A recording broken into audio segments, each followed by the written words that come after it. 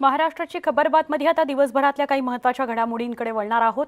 अनेकदा आवाहन करूनही एसटी कर्मचारी कामावर रुजू झालेले नाहीत। त्यामुळे संपावर असलेल्या आणि कामावर न परतलेल्या जवळपास 10,000 कर्मचाऱ्यांवर निलंबनाची कारवाई करण्यात आली असल्याची माहिती परिवहन मंत्री अनिल परब यांनी दिली। एसटी कर्मचाऱ्यांना कामावर येऊ दिलं जात नसल्याचा आरोपही परब यांनी केला।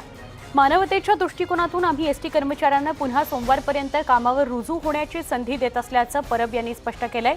जे कर्मचारी सोमवारपर्यंत कामावर रुजू होतील त्यांचं निलंबन मागे घेणार असल्याचं अनिल परब यांनी स्पष्ट केलं। तसंच एसटीच्या विलीनीकरणाचा निर्णय कोर्टातच होणार असल्याचं अनिल परबांनी पुन्हा सांगितलंय। परिवहन मंत्री अनिल परब यांच्याशी या सगळ्या संदर्भात संवाद साधला आमचे प्रतिनिधी उदय जाधव यांनी।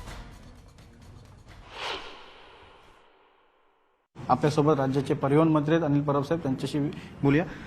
खूप मोठी बैठक देखील पार पडली। एक शेवटची संधी, शेवटचा पर्याय तुम्ही एसटी कर्मचाऱ्यांना दिलेला आहे, त्यानंतर थेट कडक कारवाईचा आदेश देखील दिलेले आहेत। एसटीचा संप गेले काही दिवस चालू आहे। हा संप संपण्यासाठी सर्वतोपरी प्रयत्न केले जात आहेत। यामध्ये शासनाने विलीनीकरणाचा मुद्दा कोर्टात असताना देखील या बाबतीत एक भरीव पगारवाढ शासनाने दिली, जेणेकरून भरीव पगारवाढ दिल्यामुळे या विलीनीकरणाचा मुद्दा हा जो कोर्टात जो आज कमिटीच्या माध्यमातून सुटणार आहे, तोपर्यंत कामगारांना असं वाटतं कामा नये की सरकारने आमच्याकडे दुर्लक्ष केलं म्हणून त्यांची पगारवाढ मोठ्या प्रमाणात केली। असं असताना देखील काही कामगार विलीनीकरणाच्या मुद्द्यावर अतिशय ठाम आहेत। परंतु माझ्या आव्हानाला, मुख्यमंत्र्यांच्या आव्हानाला प्रतिसाद देत 20,000 कामगार कामावर देखील आलेले आहेत। जे कामगार कामावर आलेत त्यांना अतिशय चांगली पगारवाढ मिळालेली आहे। परंतु काही लोक भडकवत आहेत की 20 तारखेला याच्या बाबतीतला निर्णय होणार आहे। परंतु आज परिस्थिती अशी की मी कोर्टाचे आदेश नीट वाचलेले आहेत आणि कोर्टाने असं म्हटलेलं आहे की 20 तारखेला त्याचा प्रिलिमिनरी रिपोर्ट सबमिट करावा। 12 आठवड्याचा कालावधी कोर्टाने कमी केलेला नाही आणि म्हणून प्रिलिमिनरी रिपोर्ट हा 20 तारखेला सबमिट होईल। अंतिम रिपोर्ट 20 तारखेला सबमिट होणार नाही। त्यामुळे विलीनीकरणाच्या मुद्द्याचा अंतिम निर्णय हा 12 आठवड्याच्या नंतरच लागणार आहे आणि तोपर्यंत कामगारांनी संपावर राहू नये। परिवहन मंत्रालयातर्फे पुढील 3 दिवसांची जी काही संधी देण्यात आलेली आहे, हा शेवटचा अल्टिमेटम आहे। त्यानंतर थेट मेस्मासारखी कडक कारवाई करण्यात येईल। नाही, आम्ही पुन्हा एकदा सांगतो की बऱ्याच मोठ्या प्रमाणात कामगार येऊ इच्छित आहेत। आम्ही या 3 दिवसाचा अभ्यास करू। 3 दिवसात किती कामगार कामावर येतात आम्हाला लक्षात येईल। त्यानंतर मग बैठकीमध्ये ठरवलं जाईल की पुढची कारवाई काय करायची। कारवाई कशी असेल, मेस्माच असेल का थेट? नाही, ती त्यानंतर सोमवारच्या नंतर याच्या बाबतीमध्ये विचार केला जाईल की कारवाई कशा पद्धतीची असेल। प्रत्यक्षात कारवाईला सुरुवात होईल 3 दिवसात? कारवाईला तर ऑलरेडी सुरुवात झालेली आहे। मला वाटतं की त्यांची चौकशी झालेली आहे। काही लोकांची चौकशी पूर्ण झालेली आहे, काही लोकांची चौकशी बाकी आहे। परंतु आतापर्यंत इथपर्यंत कारवाई कधीच पोहोचली नव्हती। पहिल्यांदा की इन्क्वायरीपर्यंत कारवाई जाऊन म्हणजे इतक्या पुढपर्यंत कारवाई आलेली आहे। त्याच्यामुळे मला असं वाटतं की कामगारांनी या बाबतीमध्ये प्रशासनाला अजून जास्त ताणू नये, जेणेकरून त्यांचं कोणाचं तरी नुकसान होईल। मेस्मा संदर्भात राज्य मंत्रिमंडळात देखील बैठकीत चर्चा झालेली आहे। काय नेमका निर्णय झाला नाही, या बाबतीमध्ये राज्य मंत्रिमंडळामध्ये सगळा अहवाल आम्ही सादर केला। डेपो देखील बऱ्या मोठ्या प्रमाणात चालू झाले आहेत, ही देखील माहिती दिली आणि त्यामुळे पुढची कुठली कारवाई करण्याचे अधिकार मुख्यमंत्री, उपमुख्यमंत्री, आम्ही चर्चा करून घ्यावे अशा पद्धतीचं ठरलंय। धन्यवाद। न्यूज 18 लोकमतशी बोलल्याबद्दल। व्हिडिओ जर्नलिस्ट राकेश भोसलेसह उदय जाधव, न्यूज 18 लोकमत, मुंबई। पण एसटी कर्मचारी परिवहन मंत्र्यांच्या सोमवारच्या अल्टिमेटमला बदणार नाहीत। त्यांनी आझाद मैदानला आंदोलन सुरूच ठेवण्याचा निर्णय घेतलेला आहे। जोपर्यंत विलीनीकरण होत नाही तोपर्यंत आंदोलन मागे घेणार नाही अशी या कामगारांची भूमिका आहे। या सगळ्या कर्मचाऱ्यांशी संवाद साधला आमच्या प्रतिनिधी प्रणाली कापसे यांनी। आपण सध्या आझाद मैदानावर आलेलो आहोत, जिथे एसटीचे कर्मचारी अजूनही आंदोलन करताना आपण पाहतो आहोत। या अल्टिमेटम नंतर या सगळ्या कर्मचाऱ्यांची काय भूमिका आहे ती आपण जाणून घेऊया। मॅडम, काय तुमची भूमिका आहे? परिवहन मंत्री म्हणतात सोमवारपर्यंत आलं तर निलंबन करणार नाही। हे पहिल्यांदा हे जे निलंबन केले ना सरकारने, हे बेकायदेशीर आहे। कारण हायकोर्टाने आम्हाला निर्णय दिलेला आहे की यांना दुखवटा पाळायचा आहे, अधिकार आहे। जर तुमच्या घरातलं कोणी माणूस मेलं तर तुम्ही ड्युटीला जाऊ शकत नाही आणि तो जर माणूस ड्युटीला नसेल तर त्याचं निलंबन करू या सेवा समाप्ती करू ही कायदेशीर नाही। त्याच्यामुळे हे त्यांनी मागं जरी घेतलं आणि तसं जरी ठेवलं तर हे बेकायदेशीर आहे। आज ना उद्या कोर्टातून त्याच्यावर स्टे येणार आहे, पण आमचा दुखवटा आणखीन संपला नाही म्हणून आम्ही कोर्टामध्ये त्याच्याविषयी गेलेलो नाही आहेत। जेव्हा आमचं विलिनीकरण होईल तेव्हा आम्ही कोर्टामध्ये जाऊ, स्टे आणू आणि ड्युटीवर हजर होऊ। मुळात इतर मागणी नाहीच आमची कुठली, मुख्य मागणीच ही आहे की एसटीचं शासनात विलिनीकरण। दुसऱ्या कुठल्या मागण्या आहेत हो? ज्याप्रमाणे इतर कर्मचाऱ्यांना तुम्ही वेतन देता शासकीय नियमाप्रमाणे, मग एसटी कर्मचारी मुळात अशी आस्थापनाच कुठली आहे जी की पैसे कमवून आणते। आमची कुठल्याही प्रवाशाकडे एकही रुपयाची उधारी नाही आहे, सर्व पैसे आम्ही त्यांच्याकडून आणतो आणि आम्हीच पैसे आणायचे आणि महामंडळाच्या नावाखाली महामंडळे म्हणून तुम्ही आम्हाला वेतन द्यायचं नाही आहे, हे चुकीचं आहे। कोणाकडेही आमची 1 रुपया उधारी नाही, कुठल्याही इतर कोणीही पैसे कमवत नाही आहे। एकदम खोटेच्या मावती मान्य आम्हाला परिवहन मंत्री जे म्हणतात की ते कारवाया मागे घेऊ, ते कारवाया आम्हाला मागे घ्यावंच लागणार आहे त्यांना आज ना उद्या। परंतु आमचा जोपर्यंत विलिनीकरण होणार नाही तोपर्यंत हा आमचा दुखवटा आम्ही माघार घेणार नाही म्हणजे घेणार नाही। तुम्हाला सांगतो, जे वेतनवाढीचं जे बोलले तुम्ही, आमचा विषय वेतनवाढीचा नाही, विलिनीकरणाचा आहे। मी मीडियातर्फे सरकारला सांगू इच्छितो, ज्या दिवशी तुम्ही वेतनवाढीची बैठक घेतली त्यामध्ये आझाद मैदानातील जे शिष्टमंडळ होतं आमचं, त्या शिष्टमंडळातील सर्वजण वेतनवाढीला नकार दिले आणि उठून बाहेर आल्यानंतर सुद्धा तुम्ही त्यांना मीडियापुढं त्यांचं मत मांडू दिलं नाही, त्यांना दबाव तंत्र वापरलं आणि स्वतः एकतर्फी वेतनवाढ निर्णय डिक्लेअर केला। अशी एकतर्फी वेतनवाढ कधीही मंजूर होऊ शकत नाही। मुळात आमची लोक स्वखुशीनं आपल्या दुखवट्यामध्ये सामील आहेत, त्यामुळं कामावर येण्याचा प्रश्नच येत नाही। आणि दुसरी गोष्ट, आता मी परिवहन मंत्री साहेबांना आपल्या मीडियामार्फत एकच कळवित इच्छितो की आम्हाला सस्पेन्शन केलं, डिसमिस केलं, बदलीचं ऑर्डर दिलं। पहिला म्हणले 4 दिवसामध्ये या, मुदत वाढवून देतो, नंतर तुम्ही कामावर या, नाहीतर तुमचं बदली करू, हे करू। आता साहेबांना माझी एकच विनंती आहे, तुम्ही साहेब प्रत्येक 95,000 कर्मचाऱ्यांना, 1,00,000 कर्मचाऱ्यांना तुम्ही एक दोर आणून द्या आणि सर्वांना फाशी द्या, तरी आमचे कामगार कामावर जाणार नाहीत। फाशी दिली तरी हरकत नाही, पण विलिनीकरण शिवाय पर्याय नाही। व्हिडिओ जर्नलिस्ट रमेश भटसह प्रणाली कापसे, न्यूज 18 लोकमत, मुंबई। बातमी आहे मुंबईच्या महापौर किशोरी पेडणेकर यांना आलेल्या धमकीच्या पत्राची। या धमकीचं पत्र आल्यानंतर त्यांनी प्रतिक्रिया दिलेली आहे। धमकीच्या अशा पत्रांना मी घाबरत नाही असं मुंबईच्या महापौर किशोरी पेडणेकर यांनी म्हटलंय। धमकीचं हे पत्र उरणमधून पाठवण्यात आल्याची माहिती महापौरांनी दिली। हे धमकी देणाऱ्याला पोलीस शोधून काढतील असंही त्या म्हणाल्या। राजकारण्यांचा स्तर घसरला असल्याचंही त्यांनी म्हटलंय। यावेळी बोलताना महापौर भाऊकही झाल्या। राज्य महिला आयोगाकडे या पत्राबाबत आपण तक्रार करणार असल्याचं त्या म्हणाल्या। या आयोगाकडे परत पत्र देणार आहेत। पोलिसांवर आमचा नक्की विश्वास आहे।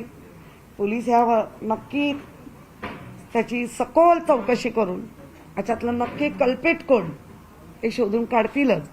पण महिला आयोग हा आपण महाराष्ट्रात त्याच्यासाठी नेमला गेलाय आणि महिला आयोगाच्या ज्या अध्यक्ष आहेत त्या सुद्धा अशाच आहेत, त्या आग आहेत, त्यांना कुठलाही अन्याय सहन नाही होत। अशा रुपालीताई चाकणकर त्यांच्याकडे हे पत्र जाणार, त्यांना हे पत्र देणार। पुण्यामध्ये आज कोरोना आढावा बैठकीचं आयोजन करण्यात आलं होतं। या बैठकीनंतर राज्याचे उपमुख्यमंत्री अजित पवार यांनी माध्यमांशी संवाद साधला। ओमायक्रॉनबद्दल आपण रोज ऐकतोय, त्यामुळे प्रशासनही या परिस्थितीवर लक्ष ठेवून आहे। पुणे जिल्ह्यातील सगळ्या ओमायक्रॉन रुग्ण सुस्थितीत आहेत। पहिला रुग्ण आजच कोरोनामुक्त झालाय, सोबतच संशयित 6 जणांपैकी 4 जण निगेटिव्ह आलेले आहेत। तरीही आता संपर्कात आलेल्यांचं ट्रेसिंग सुरू आहे असं अजित पवार म्हणाले। दरम्यान गेल्या 10 दिवसात लसीकरणाचा वेग वाढवलाय, मात्र जिथे लोक लसीकरणाला प्रतिसाद देणार नाहीत तिथे काही पावलं उचलावी लागतील असं अजित पवारांनी स्पष्ट केलं।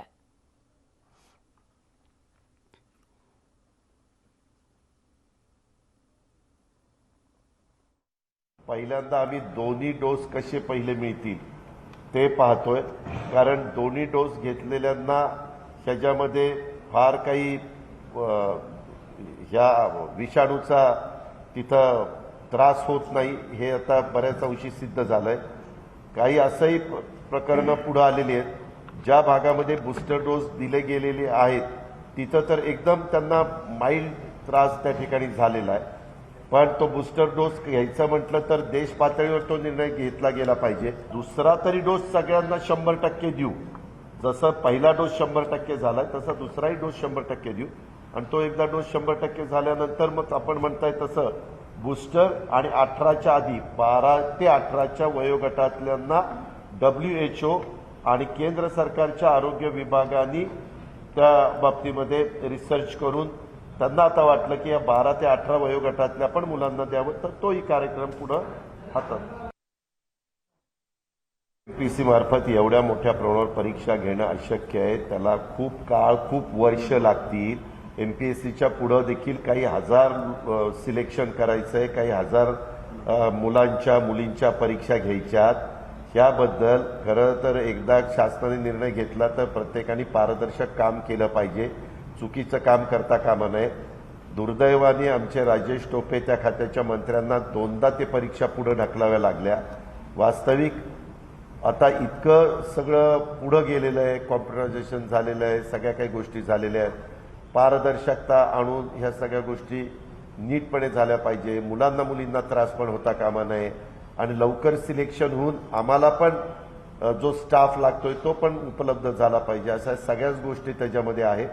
पण हे मात्र घडलंय, त्याच्यामध्ये ज्यांच्या चुका असतील त्यांच्यावर कठोर कारवाई केली जाईल. केंद्रानं बूस्टर डोस आणि लहान मुलांच्या लसीकरणासाठी परवानगी दिल्यास त्या निर्णयाचं स्वागत करू, असं आरोग्यमंत्री राजेश टोपेंनी सांगितलं. राज्य सरकार अंमलबजावणीकरता सज्ज असल्याचं टोपे म्हणाले. दरम्यान ओमायक्रॉन हा अतिशय जलदगतीनं संसर्ग किंवा प्रसार होणारा असा व्हायरस आहे. मात्र नागरिकांनी ओमायक्रॉनला घाबरून न जाता कोरोनाचे नियम पाळायला पाहिजेत. तसंच नागरिकांनी लवकरात लवकर लसीकरण करून घेतलं पाहिजे असं आवाहन आरोग्यमंत्री राजेश टोपेंनी केलं. ज्या काही मागण्या आम्ही सातत्याने केलेल्या आहेत की ज्याबाबत फक्त निर्णय अपेक्षित आहे आणि मग पुढील कार्यवाही राज्य शासन निश्चित प्रकारे करायला तयार आहे.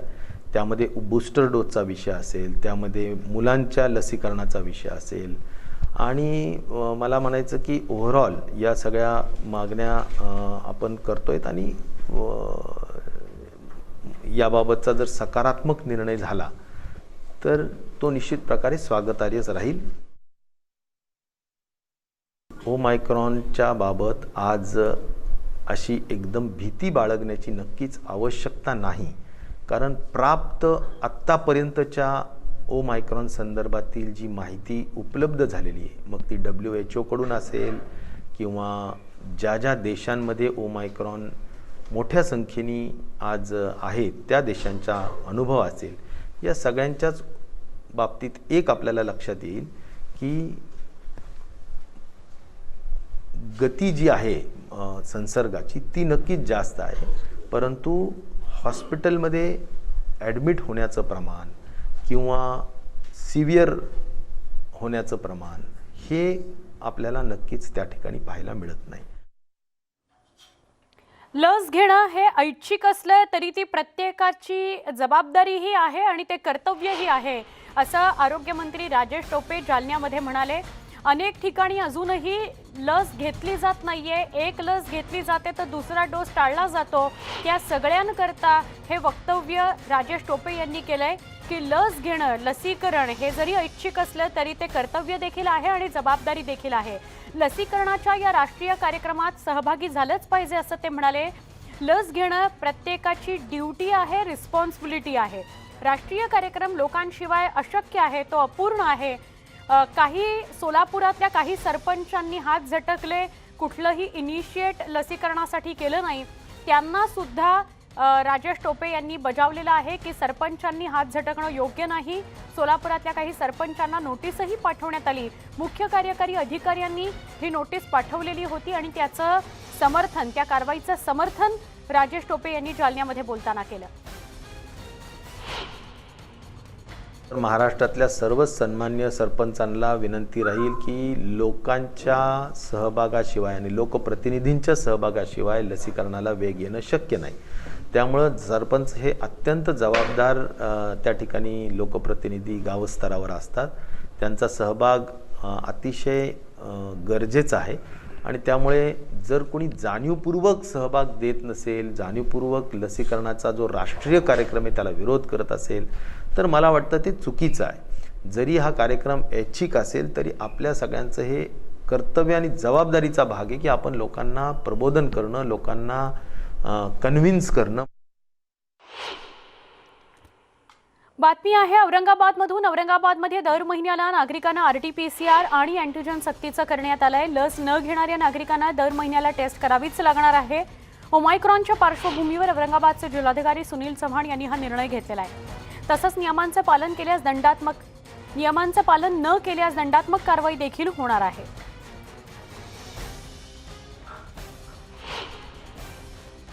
विद्यार्थी आहेत ज्यांनी कॉलेज अटेंड करायला सुरुवात केली आणि त्यांनी जर लस नाही घेतलेली असेल तर अशा लोकांचं दर 7 दिवसाला आम्ही टेस्टिंग करणार आहेत. ज्यांनी लस नाही घेतली त्यांचं, ज्यांनी एक डोस घेतला आहे आणि दुसरा डोससाठी त्यांना काही अवधी आहे परंतु ते एकमेकाच्या संपर्कात यायला लागले तर खबरदारीचा उपाय म्हणून आम्ही 15 दिवसांनी त्यांचं टेस्टिंग करणार आहेत. बातमी आहे इगतपुरीतून. इगतपुरीतल्या आश्रमशाळेमध्ये विद्यार्थ्यांना कोरोनाची लागण झालेली आहे. मुंढे गावची ही आश्रमशाळा आहे जिथे विद्यार्थ्यांना कोरोना झालेला आहे. 15 विद्यार्थी असे आहेत ज्यांना कोरोनाची लागण झाली आहे. विद्यार्थ्यांना सध्या जिल्हा रुग्णालयामध्ये उपचारासाठी पाठवण्यात आलेलं आहे. त्यांच्यावर उपचार सुरू झालेले आहेत. आश्रमशाळेमधले इतर शिक्षक आणि इतर विद्यार्थ्यांची चाचणी करण्यात आलेली आहे. त्यांचे रिपोर्ट्स येणं बाकी आहे. पण मुंढे गावातल्या आश्रमशाळेमध्ये 15 विद्यार्थ्यांना कोरोनाची लागण झाल्यानं चिंता व्यक्त केली जाते आहे.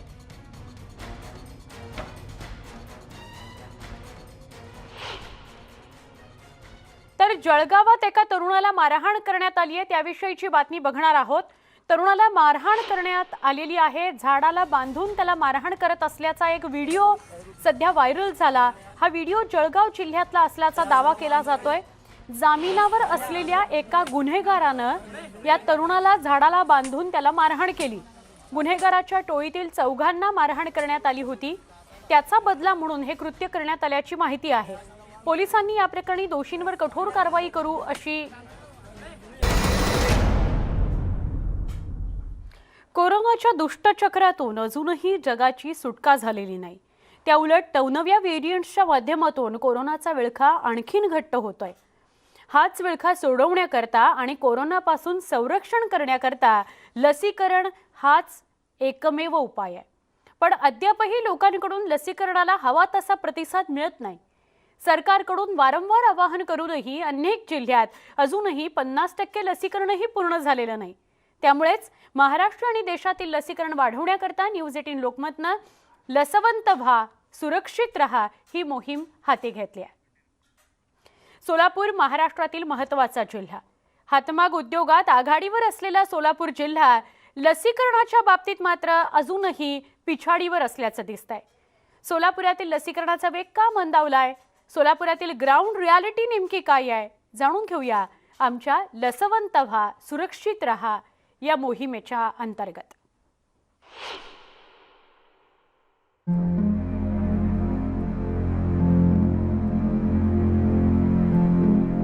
सोलापूर जिल्ह्यात कोरोनानं पहिल्या आणि दुसऱ्या लाटेतही मोठ्या संख्येनं मृत्यूतांडव केलं. कोरोनानं आजी माजी आमदारांसह मोठी विचारवंत मंडळीही गिळंकृत केली. पण असं असलं तरी कोरोना लसीकरणाच्या बाबतीत मात्र जिल्ह्याचा वेग मंदावलेलाच आहे. गेल्या काही दिवसांपासून जिल्ह्यात पहिला डोस घेणाऱ्यांची संख्या वाढली आहे. पण दोन्ही डोस घेतलेल्यांची आकडेवारी अजूनही समाधानकारक म्हणावी अशी नाही. सोलापूर जिल्ह्यामध्ये एकूण 34,14,400 इतकं लसीकरणाचं उद्दिष्ट ठेवण्यात आलेलं आहे. त्यापैकी 25,23,392 नागरिकांनी पहिला डोस घेतलाय. तर दोन्ही डोस घेणाऱ्यांची संख्या अवघी 10,65,608 इतकी आहे. त्यामुळं सोलापूर जिल्ह्यामध्ये अवघं 33.02% लसीकरण झाल्याचं सध्याचं चित्र आहे. गेल्या 3 महिन्यांचा विचार करत सप्टेंबर ते डिसेंबर दरम्यान लसीचे दोन्ही डोस घेणाऱ्यांची संख्या 5 लाखांच्या वर आहे. त्यामुळं अजूनही निम्म्याहून अधिक लोकांचं लसीकरण अपूर्ण असल्यानं हे पूर्ण करण्याचं आव्हान प्रशासनासमोर आहे. 8.5 लाख लोक हे लस घेतलेली नाही आहेत. आणि ही कमी असल्या लसीकरण कमी प्रमाणामध्ये झालेलं असल्याकारणानं आम्ही जिल्हा प्रशासनाच्या वतीनं ग्रामीण भागामध्ये फार मोठ्या प्रमाणामध्ये वेगवेगळ्या उपक्रमाच्या माध्यमातून लसीकरण वाढवण्याचा प्रयत्न करतो आहोत. लसीकरण कमी होण्याची अनेक कारणं आहेत. यामध्ये कधी प्रशासनाची अनास्था तर नागरिकांच्या उदासीनतेमुळे लसीकरणाची संख्या घटल्याचं पाहायला मिळतंय. त्याचबरोबर अनेक गैरसमजांमुळे लसीकरणाची संख्या कमी झाल्याचं समोर आलेलं आहे. सुरुवातीपासूनच लोकांमध्ये लसींबद्दलचे अनेक गैरसमज पसरले. ग्रामपंचायत स्तरावर लसीकरणाबाबत निरुत्साह पाहायला मिळतोय. कोरोनाचा प्रकोप कमी झाल्यानं आता लोकांच्या मनातली भीती कमी झाली आहे.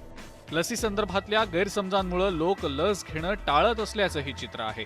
अनेक नागरिक आरोग्याची कारणं देत लस घेणं टाळत असल्याचंही समोर येत आहे. माझं पहिलाच आत्ताच घ्यायला लागलो मी, कारण काय मला बरं नव्हतं म्हणून मी मध्यंतरी घेतलो नव्हतं. आता माझं ऑपरेशन होऊन 1.5-2 महिना झालं. डॉक्टरांना विचारल्यानंतर त्यांनी सांगितलं की तुम्ही लस घेऊ शकता म्हणल्यावर आम्ही आलेलो आहे. नाही, एक बी घेतले नाही. माझं डोळ्याचं ऑपरेशन झाल्यामुळं मी लस घेतले नाही. 3 महिने झाले नाही घेतलं. ते पेन्शन बंद होते म्हणताना ऑपरेशनमुळं हे झाल्यावर आता 3 महिने झाले घ्या म्हणल्यावर आले मी. सर कामामुळे तर जमलं ना मला. परगावात होतो मी. 1 वर्षभरामध्ये घेता आला नाही घेतलं सर. त्यामुळे लोकांच्या मनातले हे गैरसमज दूर करून लसीकरणाची टक्केवारी वाढवण्याचं मोठं आव्हान सोलापूर जिल्हा प्रशासनासमोर आहे. पण केवळ प्रशासनच नव्हे तर लोकांनी सुद्धा कोरोनाचं बदललेलं रूप पाहता स्वतःच्या सुरक्षिततेसाठी लस घेण्याला प्राधान्य देणं गरजेचं आहे. व्हिडिओ जर्नलिस्ट अनिल कांबळेसह सागर सुरवसे, न्यूज 18 लोकमत, सोलापूर. सोलापूर जिल्ह्यातील ग्रामीण भाग तसंच शहरातही लसीकरण वाढवण्याची गरज आहे. त्यामुळेच आता प्रशासनानं लसीकरणाचा वेग वाढवलाय. पण अजूनही प्रशासनाला मोठा टप्पा गाठायचा आहे. नेमक्या काय उपाययोजना होणं गरजेचं आहे? सोलापूरची पिछाडी आघाडीत कशी बदलू शकते जाणून घेऊया.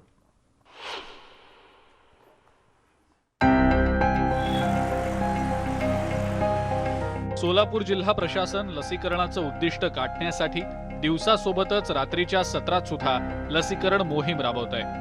तसंच लसीकरण वाढीसाठी लसीकरण कमी असलेल्या ग्रामपंचायतींच्या सरपंच आणि ग्रामसेवकांना नोटिसाही बजावल्या जात आहेत. पण एवढ्यावरच न थांबता प्रशासनानं लसीकरण वाढीसह आणखी उपाययोजना करणं गरजेचं आहे. लसीकरण वाढीसाठी संबंधित भागातल्या लोकप्रतिनिधींना सोबत घेऊन प्रबोधन करणं गरजेचं आहे. लॉकडाऊन काळात ज्या भागात कोरोनाचा शिरकाव झाला तेथे लसीकरणाची विशेष मोहीम राबवावी. लग्न, सभा आणि समारंभांमधून लसीकरण वाढीसाठी प्रबोधन आणि आवाहन केलं जावं. लसीकरणाची सक्ती करतानाच त्याची अंमलबजावणीही प्रभावीपणे करणं गरजेचं आहे. जोपर्यंत ग्रामस्थ पुढे येत नाहीत तोपर्यंत खऱ्या अर्थानं लसीकरण पूर्ण होणार नाही. यंत्रणा आमची संपूर्णपणे सज्ज आहे. आमची केंद्र सज्ज आहेत, लस उपलब्ध आहे. परंतु काही ठिकाणी गैरसमज आहे, काही ठिकाणी अफवा आहे, काही ठिकाणी लिथार्जी आहे लोकांमध्ये. आणि काही ग्रामपंचायतीमध्ये ग्रामपंचायतीचे जे सरपंच आहेत किंवा सदस्य आहेत यांनी जो पुढाकार गावामध्ये घ्यायला पाहिजेत. गावातील प्रतिष्ठित नागरिक यांनी जर थोडं ग्रामस्थांनी या आमच्या ग्रामस्तरावर काम करणाऱ्या कर्मचाऱ्यांना जर सहकार्य केलं तर मला वाटते निश्चितपणे लसीकरणाचा वेग वाढेल. कोरोनानं सोलापुरात अनेक लोकप्रतिनिधींनाही हिरावलंय. अशा परिस्थितीत आता लोकप्रतिनिधींनी सुद्धा लसीकरण वाढीसाठी प्रयत्न करणं अत्यावश्यक बनलंय. काही लोकप्रतिनिधी नागरिकांनी लस घेण्यासाठी पुढाकार घेण्याचं आवाहनही करतायत. पण 1-2घांनी नव्हे तर सर्वांनी लसीकरणाचं महत्त्व ओळखून लोकांचं प्रबोधन करणं आवश्यक आहे. तिसरी लाट येईल की नाही ह्याचं प्रिडिक्शन करणं आजच्या घडीला कठीण आहे. पण आपण असतील, आपले नातेवाईक, आपल्या आजूबाजूच्या सगळ्यांचा जर ह्या आजारापासून जीव वाचवायचा असेल तर आपल्याला लसीकरण मोहिमेला प्रतिसाद देणं गरजेचं आहे. सगळ्यांचं 100% लसीकरण झाल्याशिवाय ह्या आजारापासून मुक्तता आपल्याला मिळणार नाही. कोरोनानं सोलापुरात अक्षरशः मृत्यूतांडव केलेला होता. अनेकांच्या कुटुंबातले कर्ते कोरोनानं हिरावून नेले होते. कोरोनाच्या 2 लाटा येऊन गेल्या. आता ओमायक्रॉनच्या माध्यमातून तिसरी लाट येण्याची भीती आहे.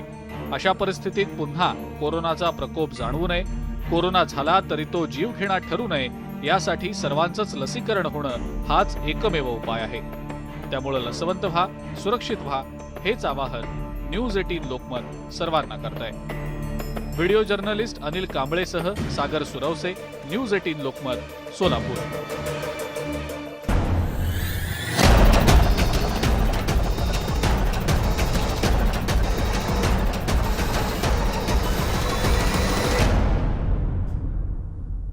आज आरोग्यमंत्री राजेश टोपे जे म्हणाले ते वाक्य फार महत्त्वाचं आहे की लस घेणं जरी ऐच्छिक असलं तरी सुद्धा ते आपलं कर्तव्य सुद्धा आहे आणि जबाबदारी, आणि याची आठवण सतत न्यूज 18 लोकमत आपल्या सगळ्या प्रेक्षकांना करून देत राहील. ओमायक्रॉनच्या पार्श्वभूमीवर मास्क वापरणं, सोशल डिस्टन्सिंग पाळणं आणि सॅनिटायझर स्वतःकडे बाळगणं हे सुद्धा नितांत गरजेचं झालेलं आहे. ते एक न्यूज 18 लोकमतचं आवाहन. बुलेटिनमध्ये इथेच थांबतो. ताज्या बातम्यांकरता पहा फक्त न्यूज 18 लोकमत.